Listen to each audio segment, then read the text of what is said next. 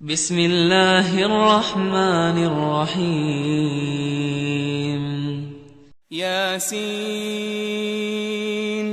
والقرآن الحکیم یاسین، قسم ہے قرآن کی جو حکمت سے بھرا ہوا ہے. انک لمن المرسلین، اے محمد صلی اللہ علیہ وآلہ وسلم، بے شک تم پیغمبروں میں سے ہو، علی صراط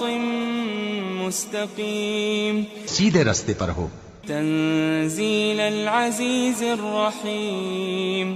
یہ قرآن غالب و مہربان کا نازل کیا ہوا ہے، لتنذر قوما ما انذر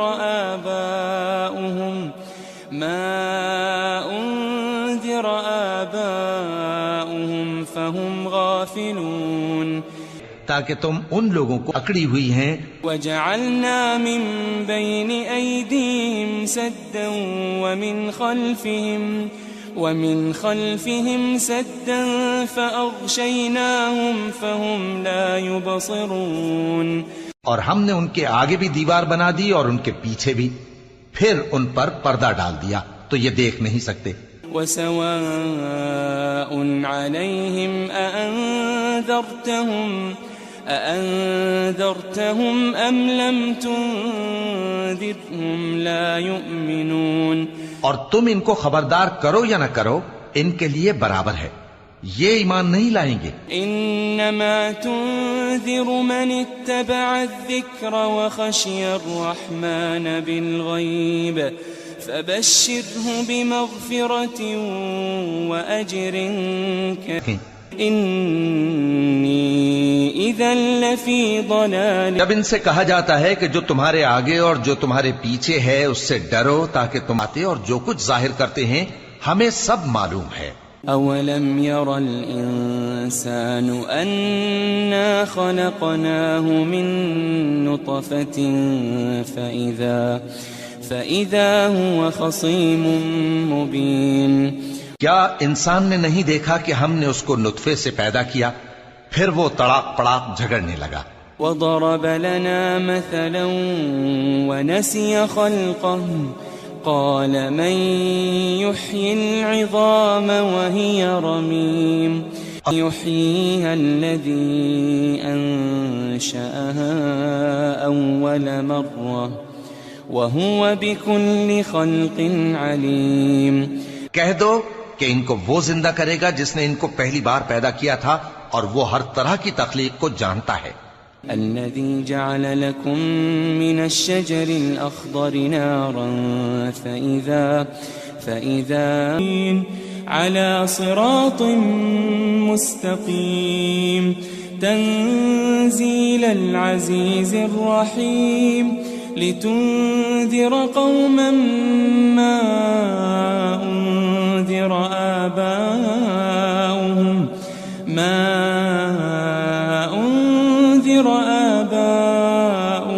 فهم غافلون، لقد حق القول على أكثرهم فهم لا يؤمنون، إنا جعلنا في أعناقهم أغلالا فهي إلى الأذقان فهم مقمدون، فأغشيناهم فهم لا يبصرون. وسواء عليهم أأنذرتهم أم لم تنذرهم لا يؤمنون، إنما تنذر من اتبع الذكر وخشي الرحمن بالغيب فبشره بمغفرة وأجر كريم. إنا نحن نحيي الموتى ونكتب ما قدموا وآثارهم وكل شيء أحصيناه. اضرب لهم مثلا أصحاب القرية إذ جاءها المرسلون إذ أرسلنا إليهم 2 فكذبوهما فعززنا ب3 فقالوا إنا إليكم مرسلون قالوا ما أنتم إلا بشر مثلنا وما أنزل الرحمن من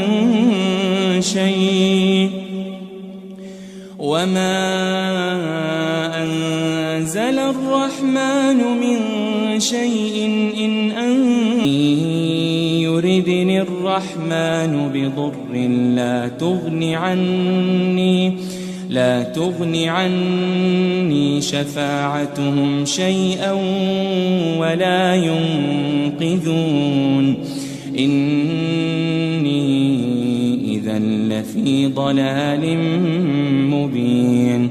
إني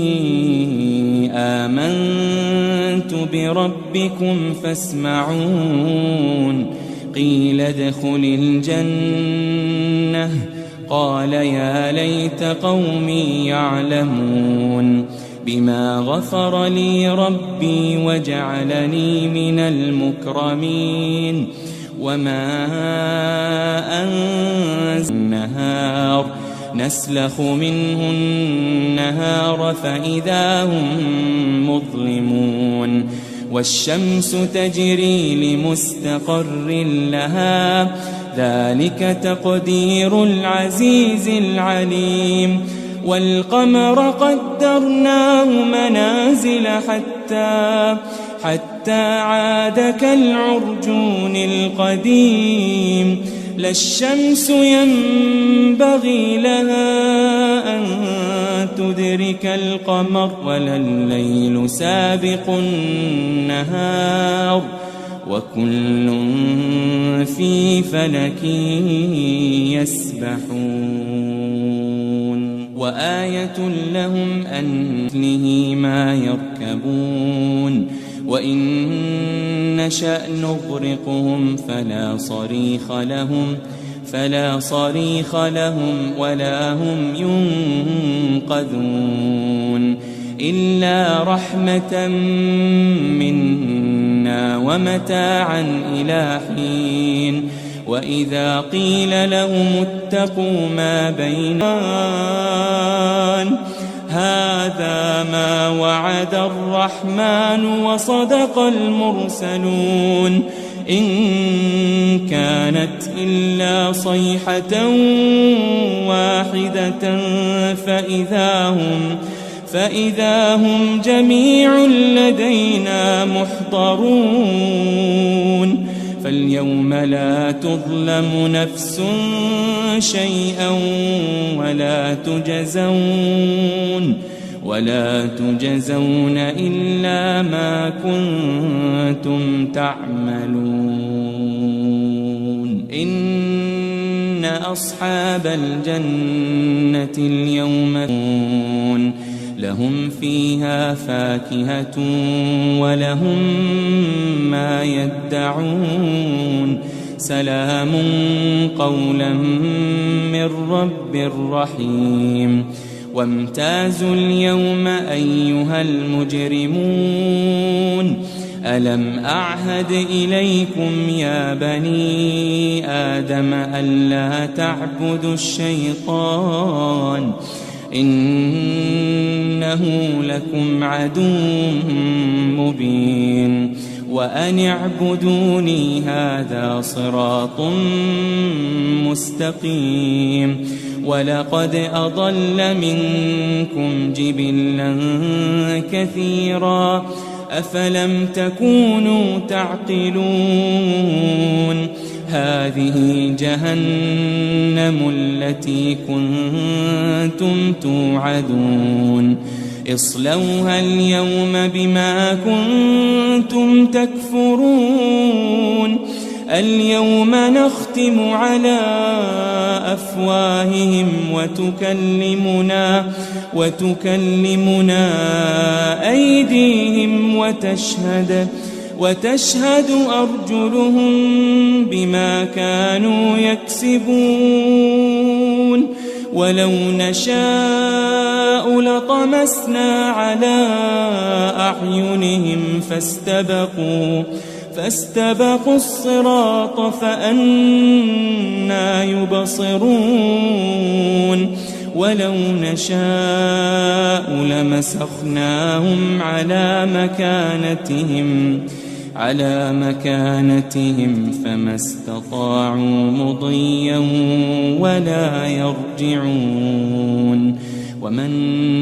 نعمره ننكسه في الخلق أفلا يعقلون وما علمناه الشعر وما ينبغي له إن هو إلا ذكر وقرآن مبين لينذر من كان حيا ويحق القول على الكافرين أولم يروا أنا خلقنا لهم مما عملت أيدينا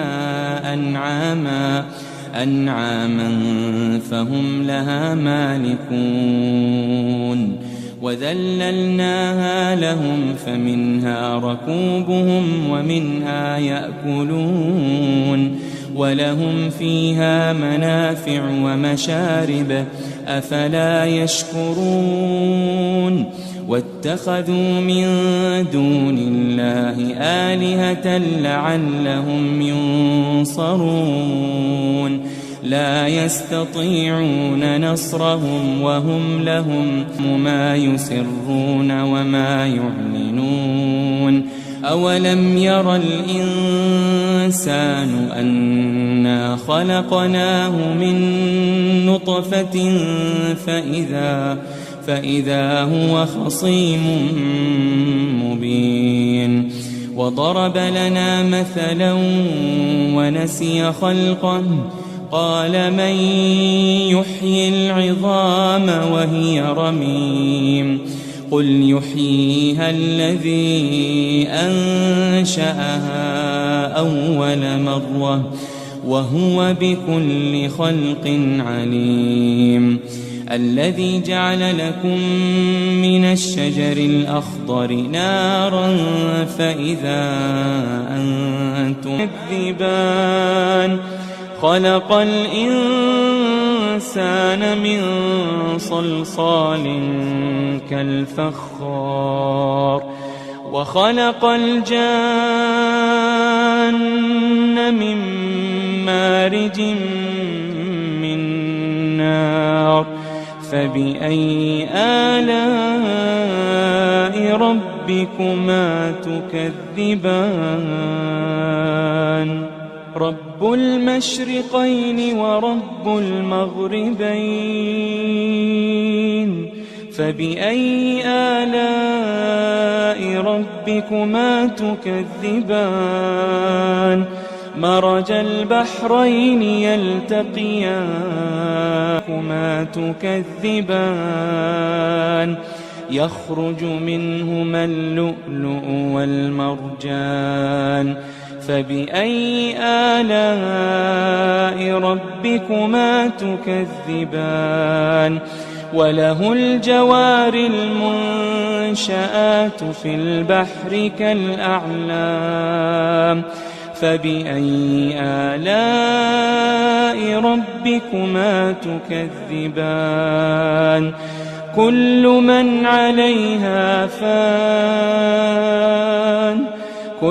من عليها فان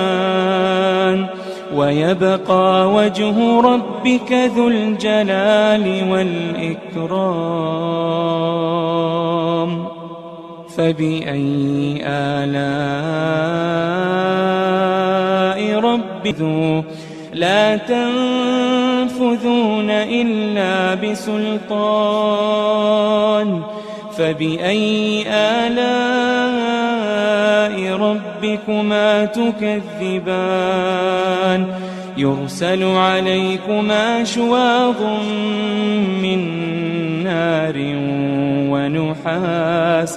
ونحاس فلا تنتصران فبأي آلاء ربكما تكذبان فإذا انشقت السماء فكانت وردة كالدهان فبأي آلاء ربكما تكذبان فيومئذ لا يسأل عن ذنبه إنس ولا جان فبأي آلاء ربكما تكذبان يعرف المجرمون بسيماهم فيؤخذ بالنواصي والأقدام فبأي آلاء ربكما تكذبان هذه جهنم التي يكذب بها المجرمون يطوفون بينها وبين حميم آن فبأي آلاء ربكما تكذبان ولمن خاف مقام ربه جنتان فبأي آلاء ربكما تكذبان ذواتا أفنان فبأي آلاء ربكما تكذبان فيهما عينان تجريان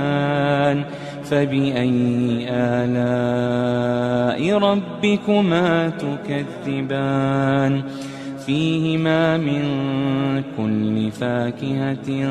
زوجان فبأي آلاء ربكما تكذبان متكئين على فرش بطائنها من استبرق وجنى الجنتين دان فبأي آلاء ربكما تكذبان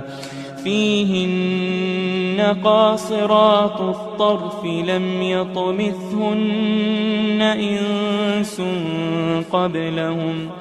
لم يطمثهن إنس قبلهم ولا جان فبأي آلاء ربكما تكذبان كأنهن الياقوت والمرجان فبأي آلاء ربكما تكذبان هل جزاء الإحسان إلا الإحسان هل جزاء الإحسان إلا الإحسان فبأي آلاء ربكما تكذبان ومن دونهما جنتان فبأي آلاء ربكما تكذبان مدهامتان فبأي آلاء ربكما تكذبان فيهما عينان نضاختان فبأي آلاء ربكما تكذبان فيهما فاكهة ونخل ورمان فبأي آلاء ربكما تكذبان فيهن خيرات حسان فبأي آلاء ربكما تكذبان حور مقصورات في الخيام فبأي آلاء ربكما تكذبان لم يطمثهن إنس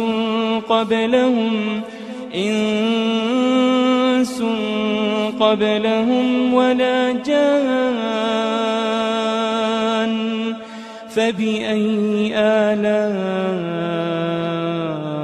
ربكما تكذبان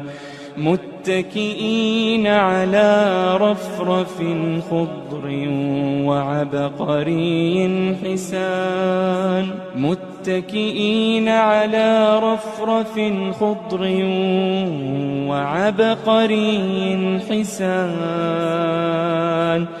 فبأي آلاء ربكما تكذبان تبارك اسم ربك ذي الجلال والإكرام